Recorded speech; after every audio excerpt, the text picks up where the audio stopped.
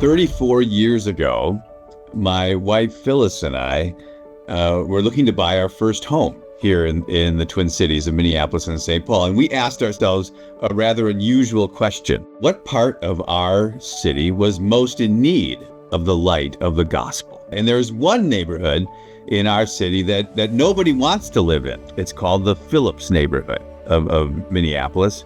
And it was known primarily for two main things. It had the highest concentration of poverty of any neighborhood in the state. Something strange happened after we moved in that we discovered our neighborhood had something even bigger than the poverty and the crime and violence.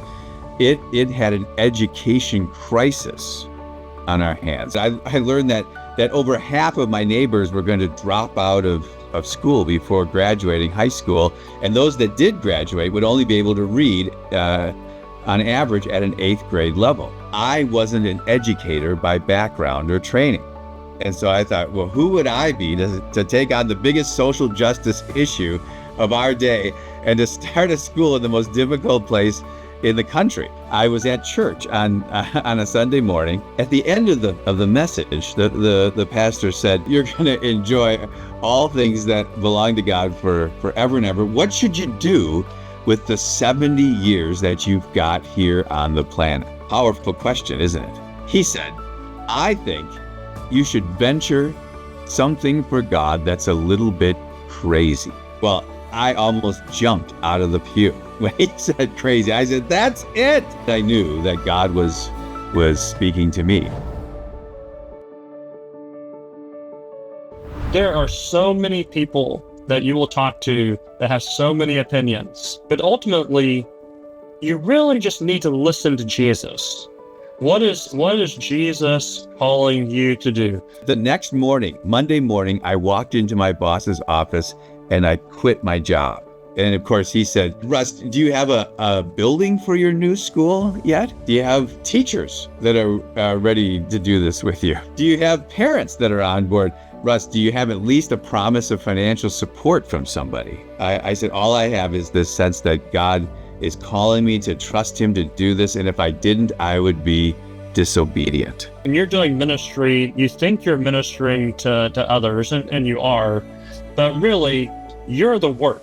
God is doing a work in you, and that's really what's happening through ministry. God will take care of the other people, but as we're ministering, we're being sanctified through that. When people ask me today, looking back, Russ, over the history of Starting Hope, is there some things that you would do differently? The first thing that comes to mind is I wouldn't have waited so long.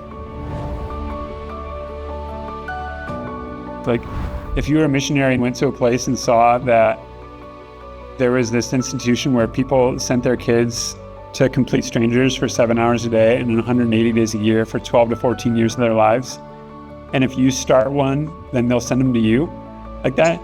Like that's such a great structure, and an unparalleled structure for ministry.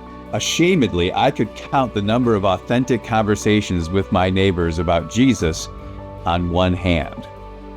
But since starting Hope Academy, I feel like I have that many conversations with my urban neighbors about Jesus before lunch.